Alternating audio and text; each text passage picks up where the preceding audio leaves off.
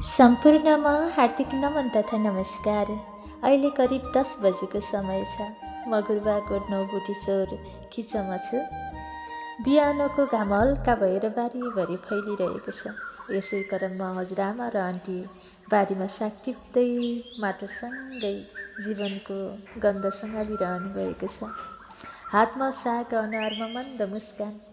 साँच्चै यो दृश्य आफैमा एउटा कथा जस्तो लाग्छ। नजिकै सुन्दर ताल छ जसमा साना माछाहरू पाइन्छन्। तालको छेउमै अङ्कल घाँस काट्दै हुनुहुन्छ। आन्टी कामलाई सघाइराख्नु भएको छ यति बेला। म भने सुन्दर दृश्यहरूलाई मोबाइलमा कैद गरिरहेको छु। यो पलले मलाई बुझायो कि गाउँका जीवन साधारण देखिए पनि त्यसमा गहिरो सुन्दरता लुकेको हुन्छ। धन्यवाद।